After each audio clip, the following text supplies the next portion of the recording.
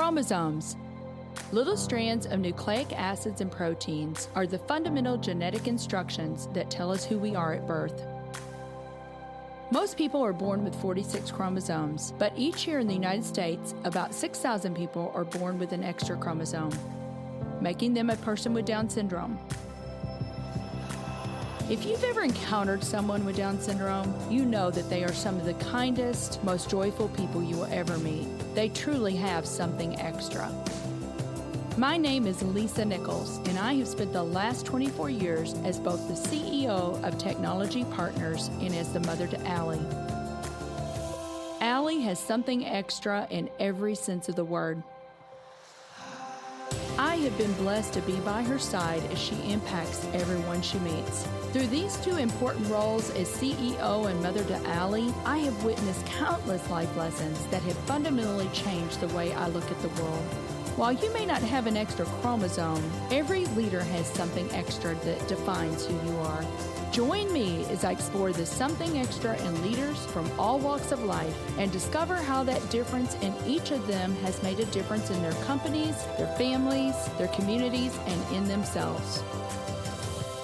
Today's episode was recorded live at Technology Partners, featuring a Women in Technology panel on artificial intelligence and machine learning. There's a Harvard Business Review that just came out, and they say that there's three major areas that AI can really support.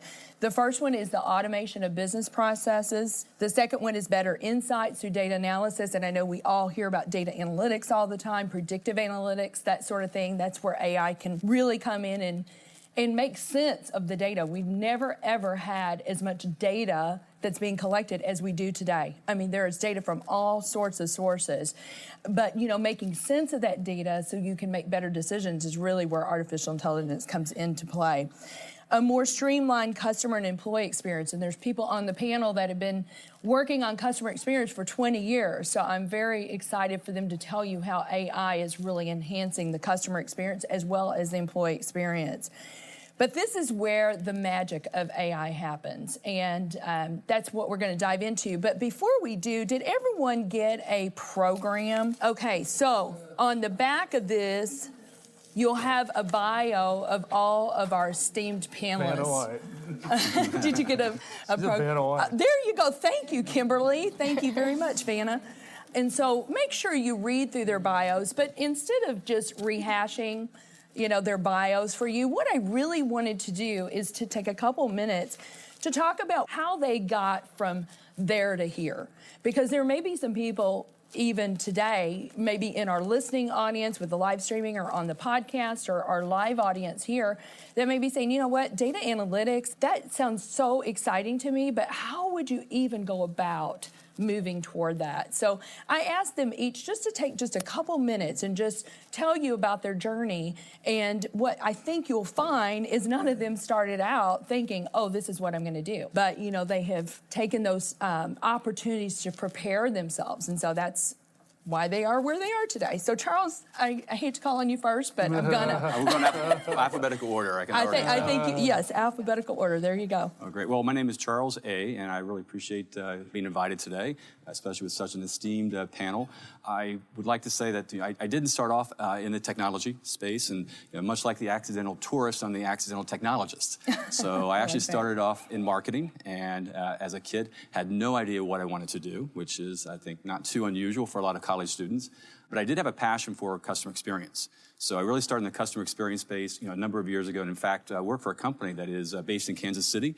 And we really helped define, voice of the customer, enterprise feedback management. And when I started with that company, everything was voice. There's a lot of data we were collecting, but we were doing a lot of paper reporting. So imagine, paper reporting, color-coded. In fact, when we got color printers, that was just the bomb. It was amazing. This is back when laser printers were like, $7,000. But what we didn't realize along the way is just how much data that we were collecting and what an important role that, big data was going to play in, helping to understand, customer behaviors.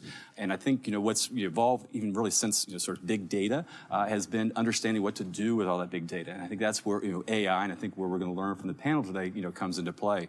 But I actually, again, started in the customer experience space, and I started measuring the customer experience and guest experience. And about 5 years ago, was invited to interview with Smart Action. And instead of, measuring the guest experience, actually now I am a part of a company that actually helps to deliver a great customer experience.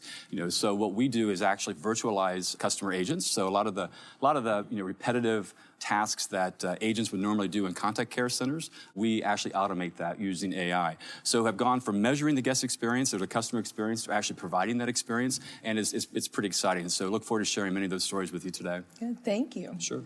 Julie? So on paper, my path kind of looks like it makes a lot of sense. In the moment, it seemed like split decision making or like just a split time decision. So in college, I majored in economics with a minor in computer science. So I took my first computer science course in college, and I thought it was great. It was fun. It was very challenging, but my interest was still on the business side at that point. And then through one of my classes, I had the chance to, as a final project, consult eBay on its Eastern Europe strategy and expansion there as part of a school final project. And so that's how I learned about what eBay was doing and also learned about the world of product management. So right after school, I had the opportunity to work as a product manager at eBay, where I was for 2 years. And so I was on the selling side. So if you've ever tried to sell something on eBay, whether that was on your computer or listing an item on your phone, that was the experience I was the product manager of during my 2 years there.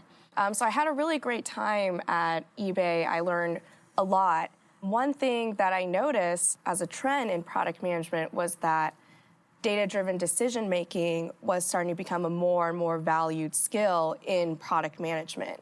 And I found that, this is a part that I was really interested in, but I wasn't able to spend as much time as I'd liked during my day job on really strengthening that part of my skill set.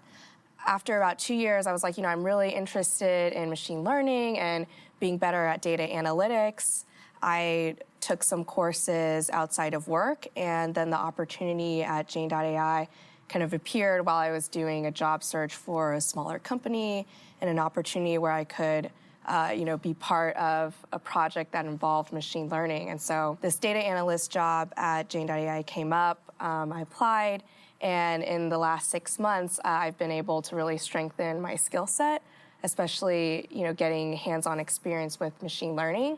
And from there, they were like, why not become a full-time data scientist and really work on the machine learning ensemble. So I think that's the really exciting part of my job, even though I didn't start out thinking this is where it went. As you uncover your interests, and as I uncovered what I thought was really fun and challenging part of my job, that's kind of where I directed myself toward. Thank you. Thanks, Julie, for sharing your story. Kimberly? So hi, so my name's Kim Simon. I work at MasterCard, and I've been in the industry for many years. We're not going to talk about how many. But I started out math computer science major, born and raised here in St. Louis, Missouri for my entire life. And I started out as a developer. In fact, I actually worked here at Tech Partners, so I feel like I'm coming home. I know, and your husband too. And my husband actually was placed through Tech Partners, so they do an amazing job at identifying talent. I'll pay you later. Endorsement there. Good endorsement. But anyway, so no, I started out as a developer. My background is developer, DBA, so I kind of brought that to the industry. When I started at MasterCard, which was about 12 years ago, I started in a role where I knew nothing about the technology. I was forced to become a manager. And it really helped me separate being a leader versus being a technologist. And I enjoyed it. I loved it. I had a passion for leading and motivating people. And I also brought my experience of the data side and kind of the technology side to help make those decisions. So when we talk about data decisioning, that's kind of how I bridge that gap. So fast forward a few years, one of the career moments, kind of the key moment was Apple Pay. So if everybody is familiar with Apple Pay, hopefully, that was I was part of that project. I felt very honored to be part of that project. And I actually joined, when I was at MasterCard, I was on the business side, which was a brand new world for me. And I learned and as Julie was saying, from a business perspective, from a product perspective. So it was my first time looking at things from a customer lens. I spent a lot of time at the Apple headquarters doing the integration components. And wow, I mean, my eyes just got huge. Learning the possibilities, what can the data do for us? It opened up a whole new arena. After that, and I'm in my current role where I lead business operations. So I lead business operations for the processing division. And we use AI to help make our decisions. We have tons of data at MasterCard. Plentiful data. We don't know what to do with it all. We have so much data. How do we make smart decisions based upon the data that we have? That's a challenge that we still struggle with. I'm not going to lie. I mean, what's going to take us to that next stage in our advancement as a company? And I feel kind of privileged to be part of that. And it's a culture change. We have the tools, we have the technology. It's a culture, it's a mindset. And one of the things that I kind of bring to the table is I've got both sides now. I've got the product side, which Julie was kind of mentioning, and I've also come from a very data-driven background, just being a math major. That's how I think. Great combination. Ed? Thanks, Lisa and Lori, for putting this together. What a great event. Yeah, my name is Ed Corno, and I'm a Chief Technology Leader, which basically is the Chief Technologist for IBM. And my background is unique and different. I think it all starts with your own personality, your drive, and what you want to do with your life, what kind of curiosity you have, where you want to go with it. Do you want to be in a situation where it's kind of mundane or average? Where do you want to take your career? These are all questions you have to ask yourself, because it first starts with you and how you want to go about changing your life, or how do you really want to develop your career. Because that's what I did through my 25 plus years of experience. I saw personally that the internet was going to be huge, was going to be gigantic. And my education was BA from Washington University in St. Louis, and then a master's degree from Webster University. And I started dabbling with the internet when I was working at Nestle Purina. Back then it was Ralston Purina. And they came to me and said, hey, there's this thing called the internet. This was back in like 1992. I remember that. Yeah. Before Google, before Amazon, before all these huge companies in the internet space, and said, what can we do with this? It's going to be a fad. It's not going to go anywhere. I raised my hand and said, out of curiosity, I'll take it on. So then they gave me a team of developers. I started managing it. I got into the web space side of it, and I said, I'm really intrigued with the rest of this. What's behind all this? The middleware, the data, all of that makes it an incredible experience for us. And I had the vision, luckily and fortunately, to say, this is going to be gigantic. And I jumped on it, and my career kind of took off. I went from Ralston Purina then to Capgemini Ernst & Young as a principal in emerging technologies, because I have a passion for emerging technologies. I love the fact that I can get up every day and say, this is going to be unique. This is going to be a different day. I'm not going to go in and do the same thing over and over and over again. And I went from that role into EDS, and a lot of people don't know what EDS is, but it's Ross Perot's old company. He ran for president. And I was working with senior managers down there to develop all sorts of new technologies in the internet space. As a matter of fact, I was one of the co-founders of their cloud activity back then, almost 15 years ago. And when I did that, I realized what a great experience. Well, HP came along and bought EDS. Well, hold on. Cloud is not new? Yeah, it's not new. Well, I have more earth-shaking news, too, about AI. Yes. I'll get to that in a minute. Oh, AI? Is that new? Yeah, not really. And so basically, HP bought us, and I continued on in my role, and now I'm with IBM, 3 years plus, and we're the leader in AI. We're doing tremendous things. Google is trying to catch up, and we'll talk more about that. Yeah, okay, sounds good. Well, thank you. Yep. You know, I heard something, Ed, from what you were talking about, and I hear this all the time. There's a common thread. You know, sometimes, you know, it's those projects that nobody else wants. And if you raise your hand and say, I'll take that on. Yeah, what's that? Right, exactly. But look what happened with Ed. People are like going, you know. You make it for yourself, girl. You go. That's right. You make it. But you make it better. And sometimes, I mean, yeah. Ed, you know, has this curiosity and has obviously a passion, right, Definitely. for technology. But sometimes it feels uncomfortable. But, you know, raising your hand and saying, you know what, I'll take that on. I mean, I cannot even tell you. Brian is executive producer of our podcast. We've had so many people on our podcast, and that is a common theme. You know, it's like take those projects that nobody else wants, you know, and make it happen, you know. So anyway, Exactly. thank you guys. I love like hearing your stories. So, and we've already kind of talked about this a little bit, but I want to talk about the magic of AI. All right, I want to talk about the magic. So, you know, you guys have all talked about it a little bit. You know, Kim, you're in fintech. You know, you're in the customer experience. I mean, let's just start, Charles. Let's start with you. And you know, Ed. I mean, if you could talk about what IBM's doing with healthcare. MD Anderson is doing awesome things right now with artificial intelligence. So let's just start with you, Charles, and let's talk about some success stories. Sure. Well, there's a lot of success stories, luckily. I know you're gonna have to narrow it down. Yeah, exactly. You know, it's kind of interesting is, you know, AI obviously is getting a lot of press, and people are on different ends of the continuum of the spectrum, sort of what's this mean for us? What's it mean for humanity? No, we're not going to talk about humanity today, but there are some, you know, some bigger questions with regard to AI. But what's kind of interesting, though, is just how it's really filtered into our own daily lives. I mean, sort of the magic of AI is, you know, when you use your phone and you order Uber, that's all AI that's happening in the background. For those of you that are, if you're Delta Airlines, right? So instead of the old days, right, you have to call in, identify who you are, what you're doing, you know, what you want to get accomplished. If you didn't have to go to a counter, I mean, when's the last time you actually saw an agent? You know, you just don't have those types of interactions anymore. And the reason is because of what's happening in the background, you know, with AI.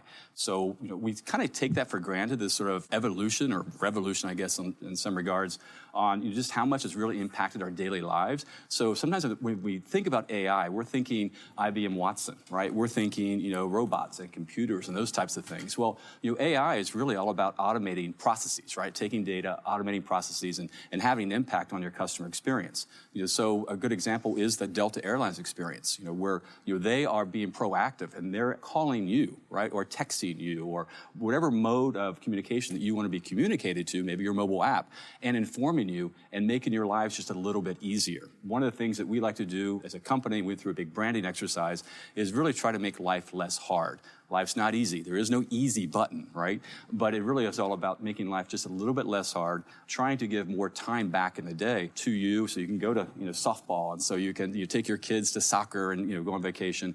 Those types of things only occur when processes are automated and technology gives you back some time, and more importantly, can predict, right? Can, you know, use data and predict sort of what your next action might be. So if you're calling in, let's say to Delta Airlines, and it knows that, you know, you've had a flight and that flight's delayed, there's a high likelihood you're calling in because your flight's been delayed. So why make you go through that process? Why not just go ahead and solve it and say, hey, your flight was delayed. We've already booked you on that next flight. Does this option still work for you? So those are a couple of examples, I think, of where, you know, the magic of AI really does work well. And I think we're only going to see, you know, big, huge enhancements of that, and, you know, even more as we move forward. Sky's the limit, Indeed. really. It really is. Julie, do you have a success story? Tell a little bit about what Jane is doing, and you can talk about USA Mortgage, whatever you want to talk about. Yeah, so I think what makes me really excited to work in this space is, one, the customer success stories that we see at Jane.ai, and then also just what I learned from the larger AI community.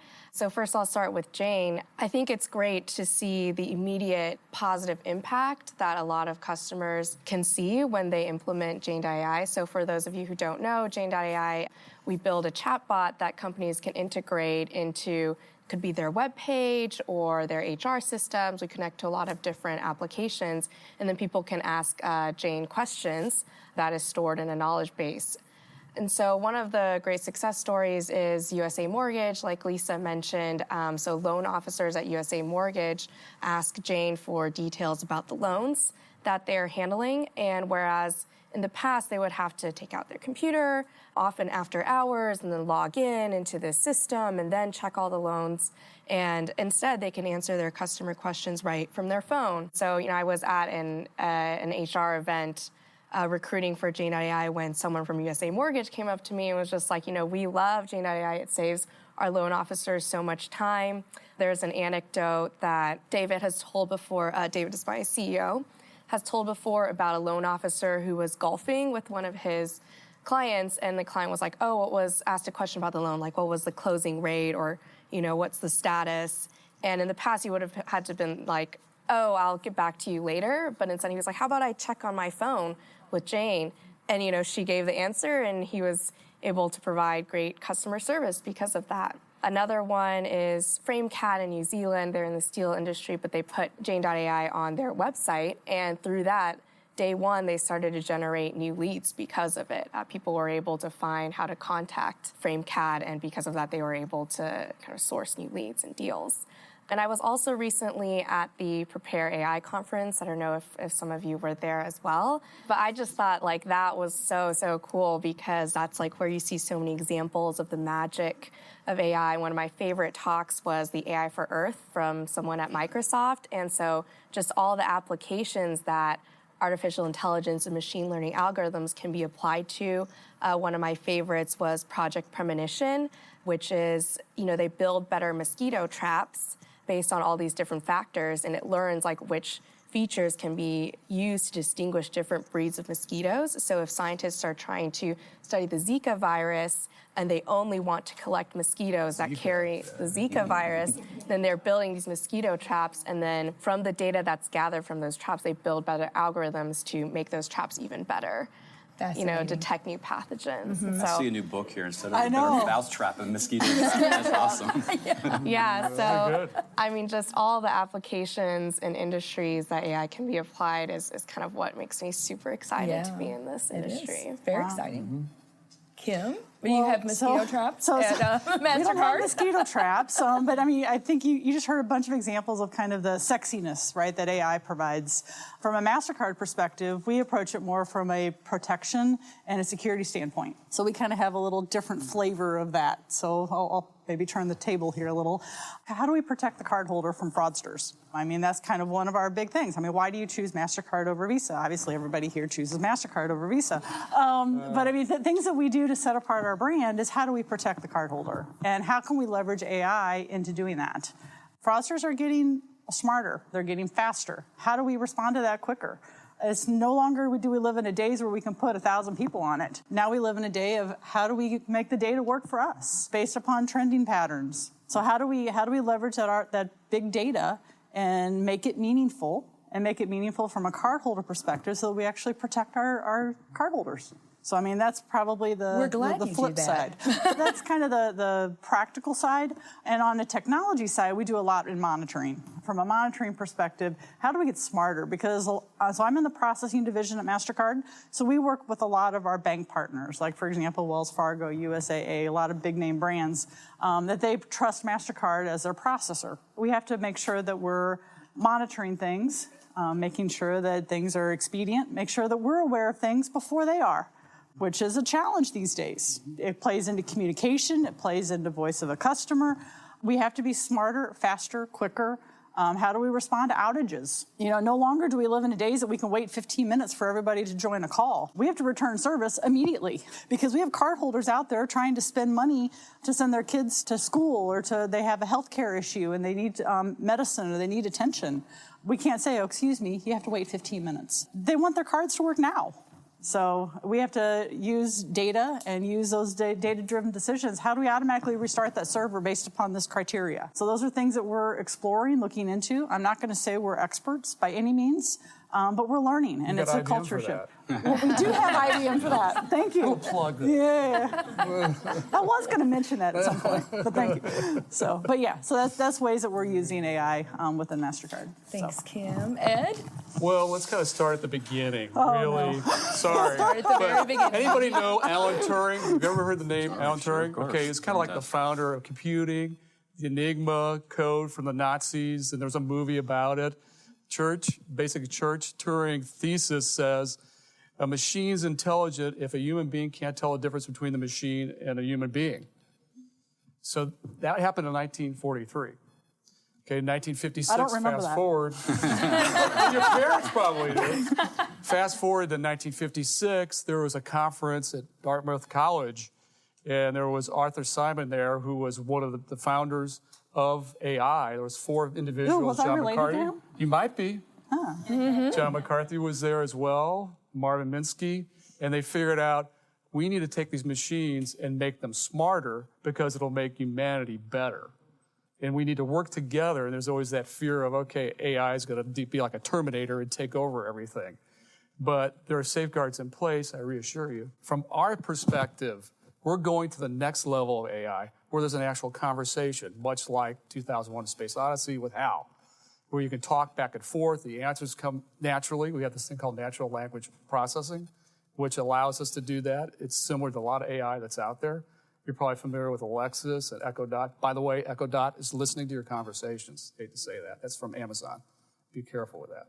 So, I mean, that's one of the things you have to watch out for.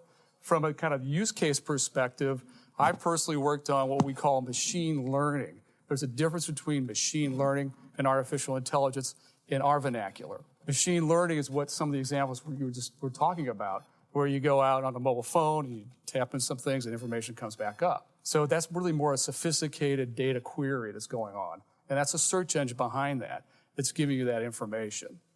Okay, our next level is going to be far beyond that. We're currently working with MIT on, and it's going to be amazing for everybody. You're going to have beyond that virtual assistant we're talking about. And the one thing that we're seeing too is that with these companies we're dealing with, there's two areas. One is customer relations, because contact centers need help in funneling all this information and questions to them. And then medicine. We started out with that. We've been working on it for 15 years. It's called Watson Health. And Watson Health is driving decision-making for doctors and medical professionals, and especially focusing on cancer and trying to cure cancer with Watson Health. It's a long road. It's not easy. And for doctors to figure out your own personal treatment, that's what we want, personalized treatment for your illness. We're striving for that. But there's other areas that we're looking at that are beyond what we're thinking about right now. In space, we're looking at AI and how it can help us define where the planets are, where the different type of stars are located. Across the board, every different industry is going to be impacted by this. So you have to think about, when you say AI, what is really AI and what is machine learning? We personally are seeing right now a lot of machine learning activity going on. And that really accelerated in 2015. Yeah, thank you, Ed. Sure. Jenny Ramadi is your CEO, and she uses the media, All the Watson time. Media, all the time when they do town halls. You know, they receive, get this, so IBM receives over 8,000 resumes a day, making it the #1 on job search site Glassdoor for Gen Z applicants.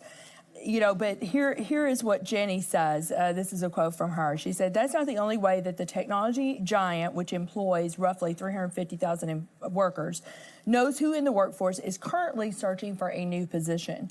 IBM artificial intelligence technology is now 95% accurate in predicting workers who are planning to leave their jobs." So they are using artificial intelligence even to look at what their possible attrition. And we all know, I mean, workforce, you know, strategies is the buzz right now, right? I mean, the labor market is tighter than we have ever seen it.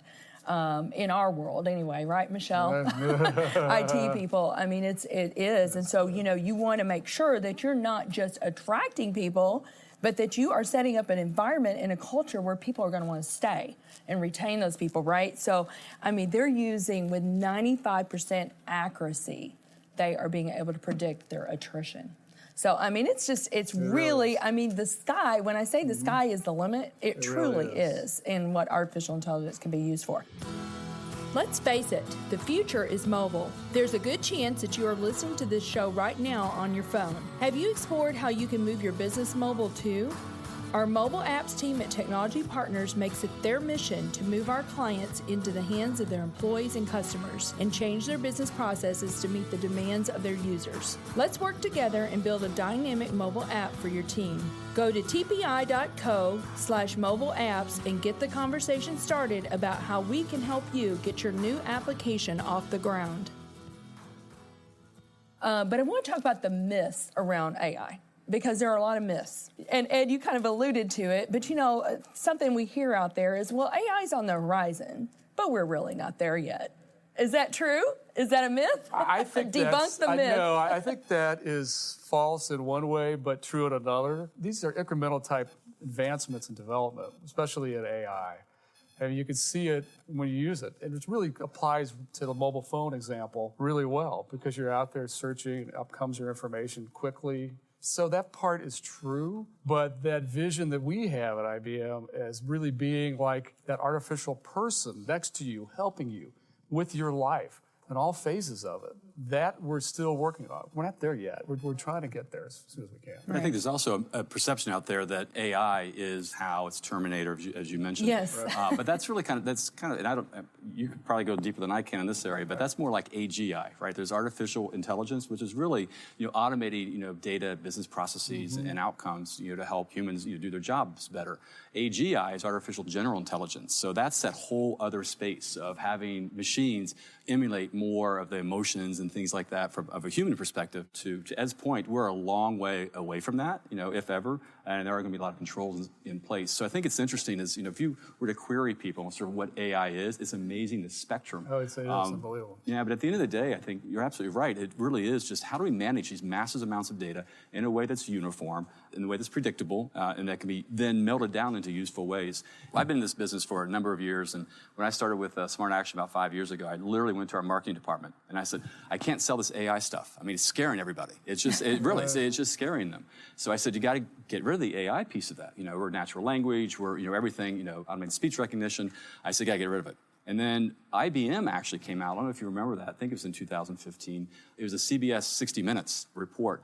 And it talked about, to your point about the medical side of that, I mean, if you're trying to get personalized care for your particular condition, and you're relying on your doctor to read thousands and thousands and thousands of medical journals, it's a hit or miss, right? But it was because of that episode, I'm not kidding you, I saw the adoption of people's willingness to allow AI and understand sort of what it really means to them on a very personal level. So I went back to the marketing department, of course, about 6 months later, and I'm like, you gotta get this AI back. And you told us to take it out of everything.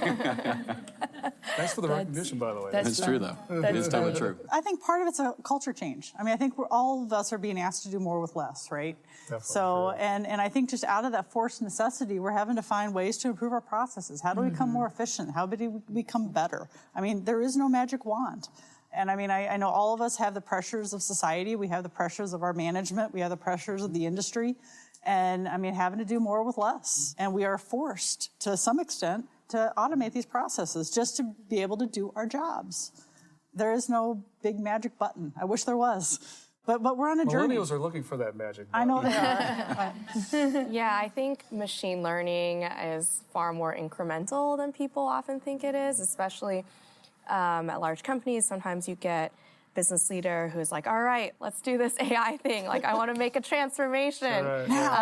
But, it's far more incremental and more of a phased approach. And it can take a really long time. Like, I've certainly read a lot of articles about IBM, consulting various companies and implementing their algorithms. And it takes a long time because I'll take one example. When I was working at eBay, we were working on image search. The idea was that if you were shopping for something, but you didn't quite know how to describe it, you take a photo, something similar to it, or you take a photo of what you want to buy. Yeah, it's on your phone, and then it comes up with similar results. And there's a lot of pre-trained models out there, and maybe that gets you 50% of the way there, but it wasn't enough to make the algorithm good enough to satisfy customers. And so it requires a lot of, researchers labeling the data of all the images in eBay, and then, really customizing it, and then also making sure that your user experience is set up so that you can gather feedback about what's correct and what's not, and then to continue training your algorithms. Sometimes that can take years, to make your data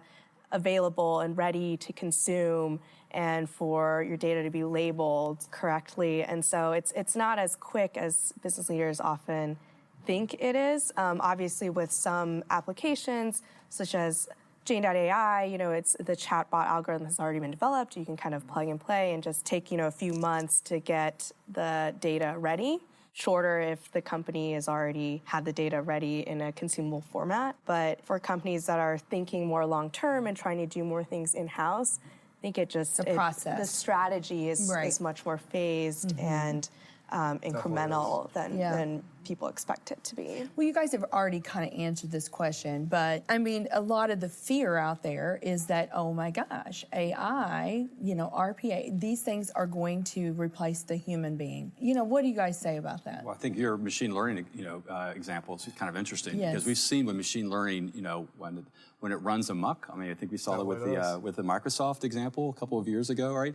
It takes humans to train the models. It takes humans to take a look at the output from that machine learning and to make decisions, based on that. So I think it's not going to automatically do these things. I think it will do some of the downstream, so the actual tasks. Some of them it will actually perform.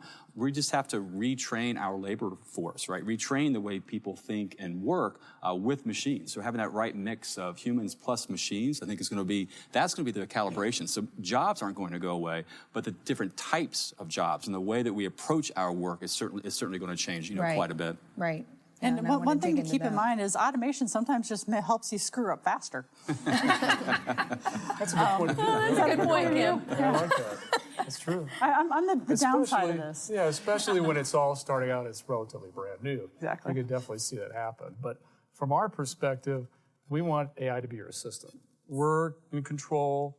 We're going to make sure that it does what it needs to do, build models that are appropriate for whatever task it is. It's going to be incremental. So as we see that evolve and keep changing, we're going to adapt as well.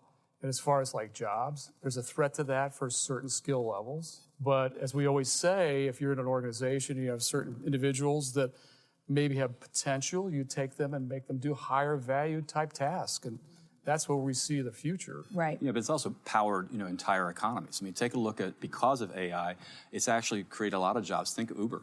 I mean, I would love to have been an Uber driver, 18, 19, 20 years old. You're in control of your own schedule. Can you imagine? It'd be awesome. I want to take off an hour or two. So it's provided, I think, a lot of benefits to sort of how we work. I think we're going to see a lot of change in the economy, even at a professional level. Our biggest commodity is our time. And I think that's what we're selling to our company. And, that's what you can't make more of. That's exactly right. You can never make more time. Yep. Right. Well, what about this? So, an organization or somebody even out here may be thinking, I don't think our organization, that would be overkill for us to have a strategy. What do you guys say about that? I think that's totally wrong, because I think you really need to start there. And what we try to do in our process is called design thinking. And I don't know if everyone's familiar with design thinking or not, but that's a great process. I think it's the best process ever to kind of solve a complex problem. We start there and then build it out, because even if you think, okay, my organization is too small or can't handle AI, you can start with the machine learning part of it. And we allow you to do it's called Watson Studio. Go online for free for 30 days and build out some models and see if this is really going to work for you. You'll be amazed at how you can really apply it to your organization. You'll do things that you didn't think you could do, and it'll be within your budget and target for it. And that's what we look at. We look at exactly where it's going, how it could apply to your business, but then also exactly what's going to happen in, say, 5 years or 10 years. And your point, Charles, about being concerned about where AI is going in humanity and jobs, there's an organization called OpenAI that Elon Musk started. And he's kind of driving some regulation around that so that we do have control over it. I mean, think of nuclear power in World War II after that came about. We have nuclear commissions for it.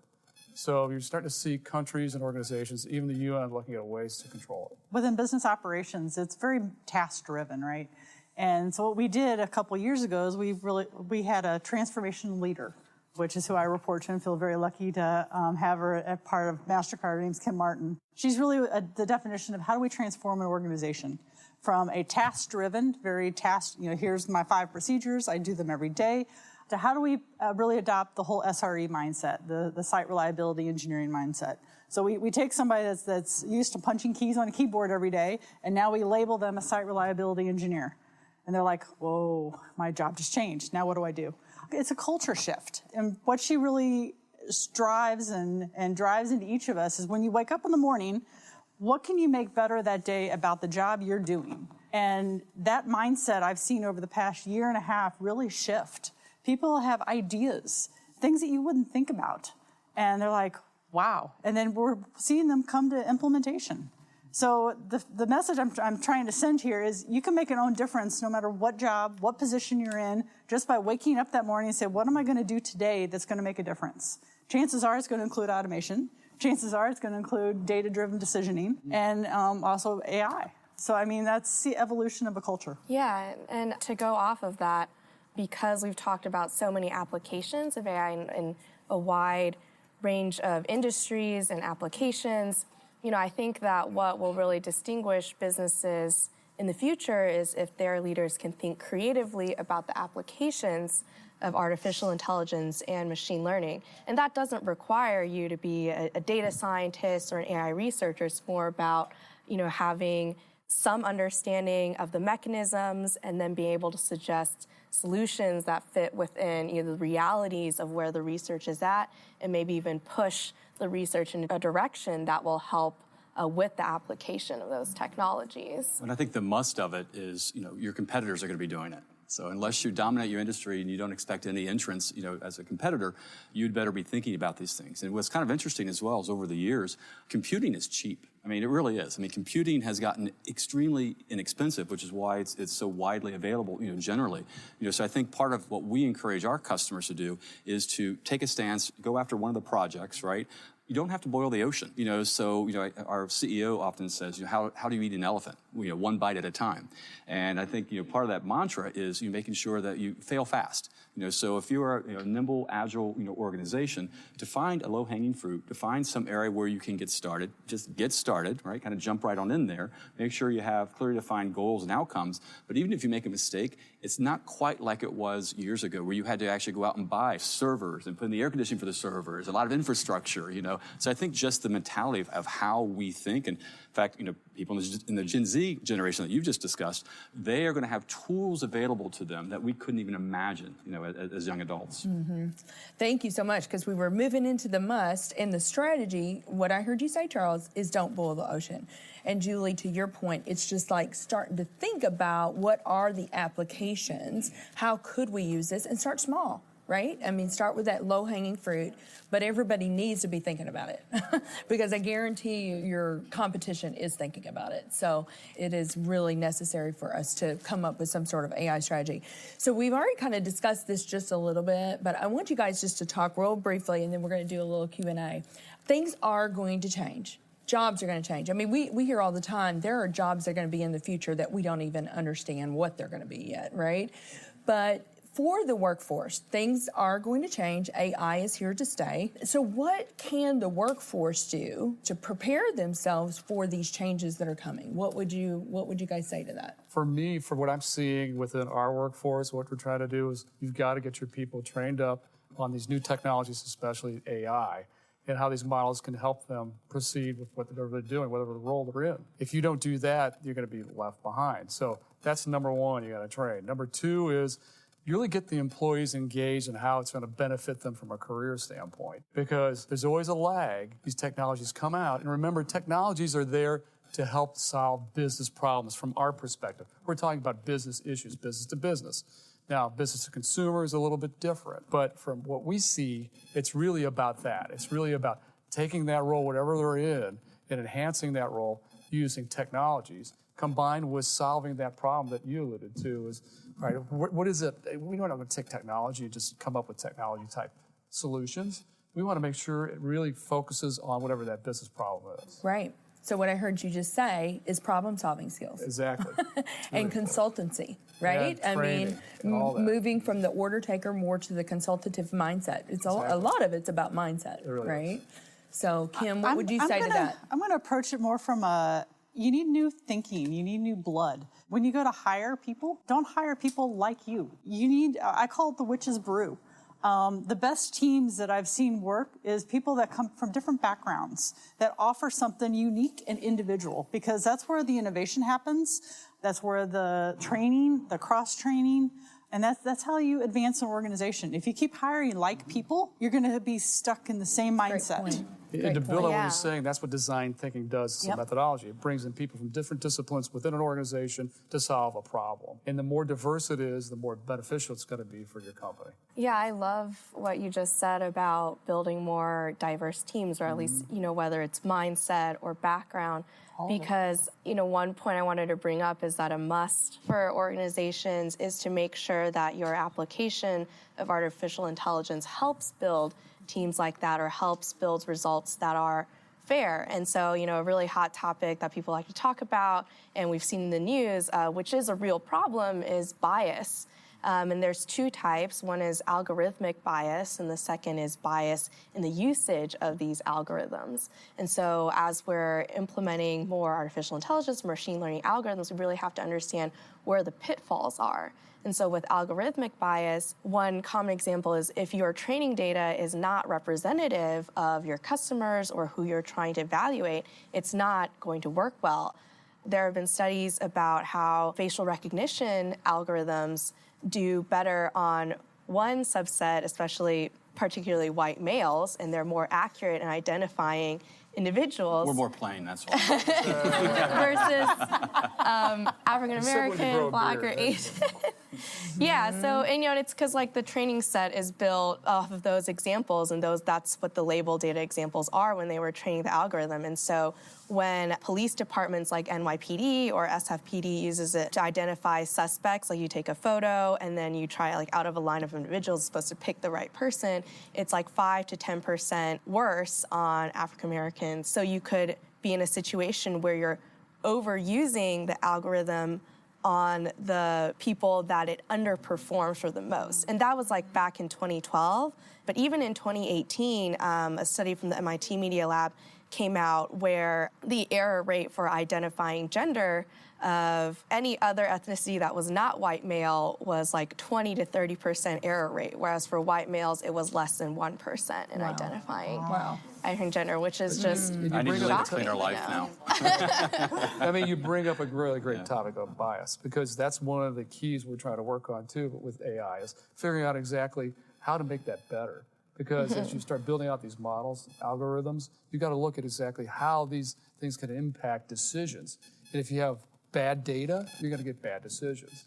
right, garbage in, garbage out. Yes. And then the second one I really wanted to bring up, which there are news articles about, IBM, I believe, has a facial recognition algorithm that can identify someone's ethnicity and gender, et cetera, and those put in the wrong hands can be used to single out or screen out, especially in an HR scenario, applicants. And so, if we are putting an algorithm in the hands of other people because we're a third party, it's also our responsibility to make sure that it's being used fairly. Great points. Charles, do you have anything to add?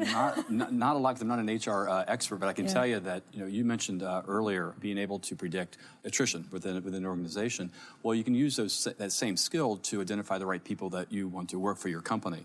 So a lot of what we do is hire for profile. So it's not profile. We try not to bias it from some of the social stuff, but really for behaviors. And a lot of what we look for, probably the number one thing we look for, is curiosity.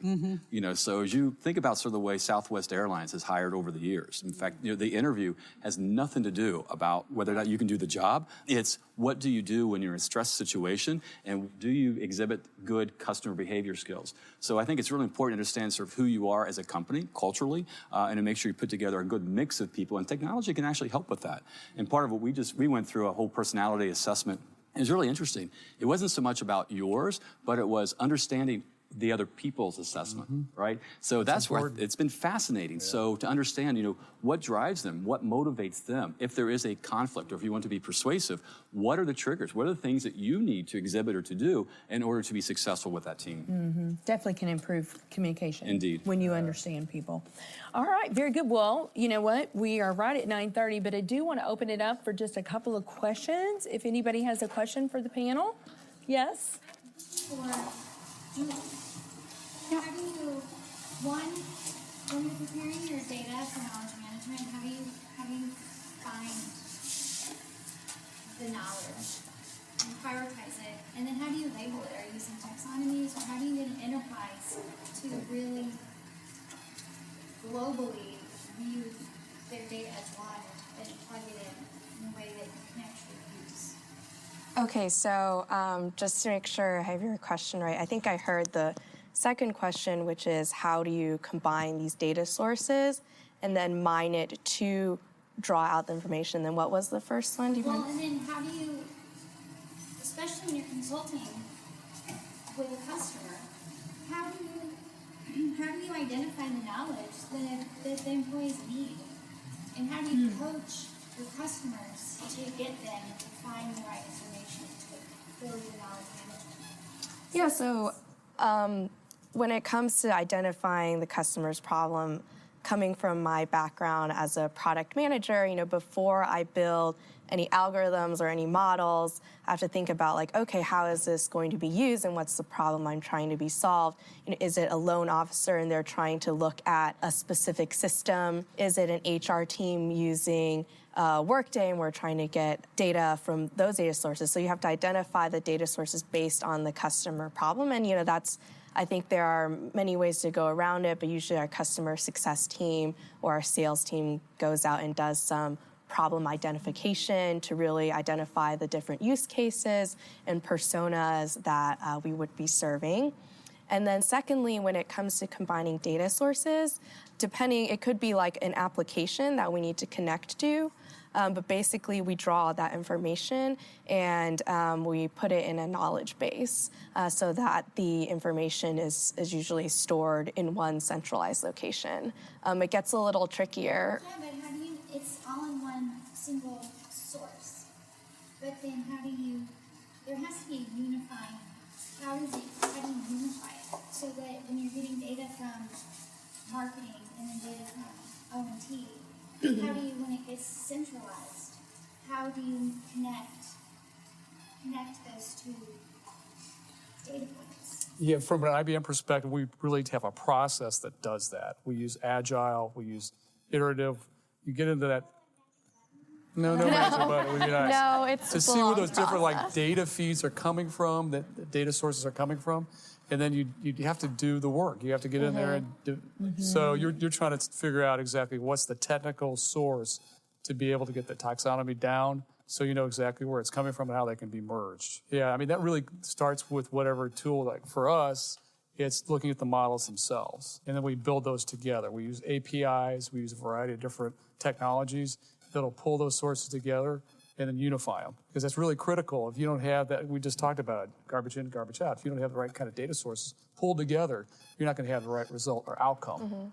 We have several different models. Like you said, there's marketing and all these different departments. So we have document mining, and we also have models that will check for example, conflicting information between departments or different documents. Yeah. And so it's a multi-step process, and we've got models that I won't go too much into. Happy to chat with you later Maybe about later. Yeah. some of the NLP. Get Julie's card. NLP. Yes. That goes into it. She's boiling the ocean. Yeah.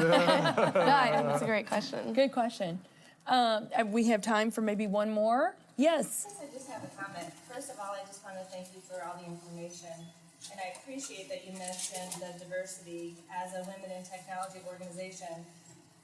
The importance, what I've heard recently, is that we have to continue to encourage our young women to get into the field and the industry to help with those decision-making, machine learning, behavior, human interactions. So I just wanted to point that out again. I have heard that a lot lately, and so I appreciate you bringing that up. There's not enough women in technology. We telling that encourage right now. it. We got a CEO that's a Yes. woman.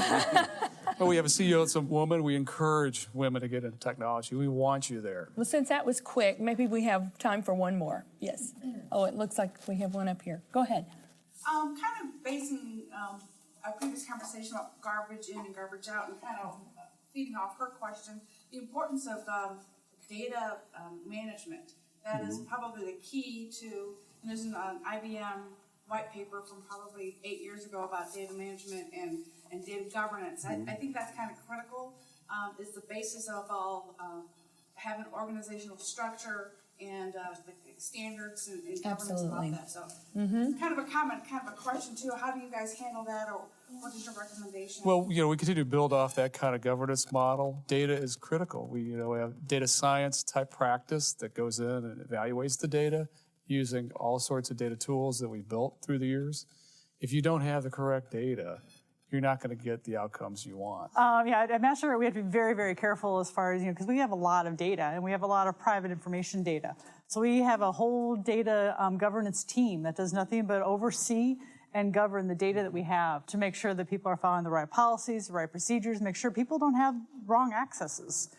So we have a huge focus on that. We have a whole team just dedicated to governing just the data. And from a customer experience perspective, you need to make sure it's not creepy, right? I mean, I mean, stalking's not allowed? You can't stalk people? I mean, it's, the technology is there to know that you're in the store, like if you're a retailer, right? And I think, and I think you have to go with the pace that customers want to adopt that and allow permission-based. So we could probably have a whole other podcast just on data security. But it was really important to make sure that you understand sort of how you're using that data, and don't say, "Oh, hi, it looks like we know 3 people in common at Facebook." I mean, that kind of stuff is not, even though you know that, you need to make sure that the data is being used appropriately. Right. And one last thing about IBM, we're looking at a way that you can actually control your data. No longer you have to give permission to MasterCard to actually access it. So that's a practice we're building out right now. Interesting. Elizabeth, did you have a question? I had one last comment. Or comment? It kind of builds on something you said back here about encouraging young women to get in. Oh, yeah. I'd encourage all women at every age and at every stage. Yes, said women. it doesn't have to be young, right? Amen.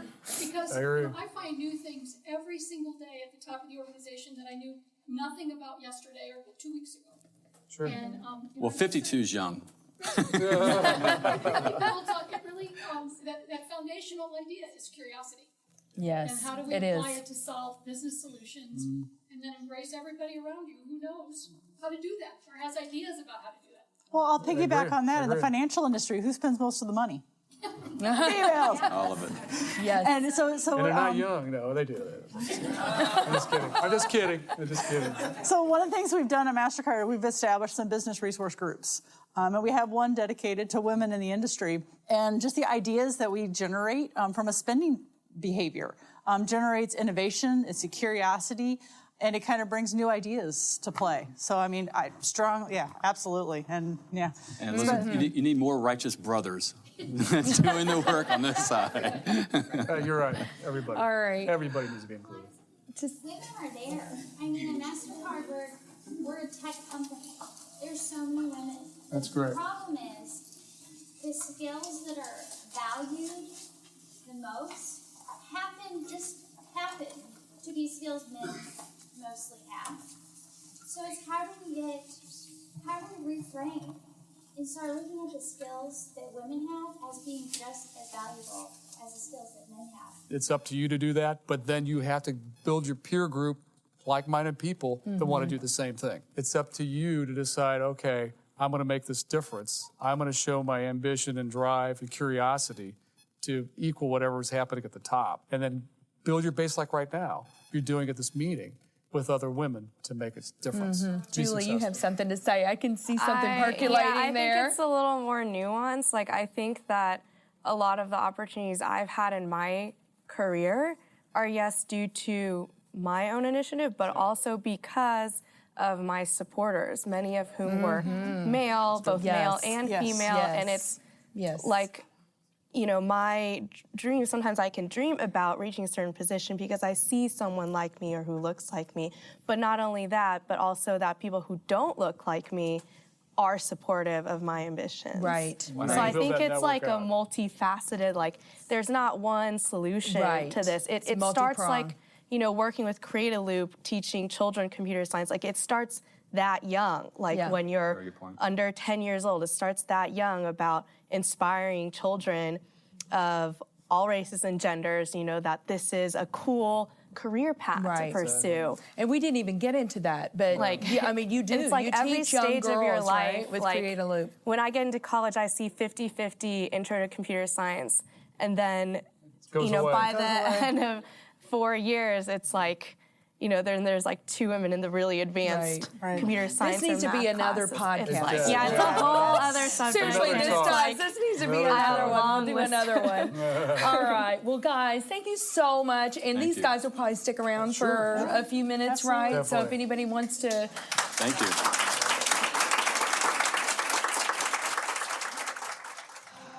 Our show today is executive produced by Brian Muncie. Our technical producer is Daniel Williams. Something Extra with Lisa Nichols is a Technology Partners production. Copyright Technology Partners, Inc., 2019. For show notes or to reach out to Lisa, visit tpi.co/podcast. Don't forget to leave a review on Apple Podcasts, Google Play, or wherever you listen.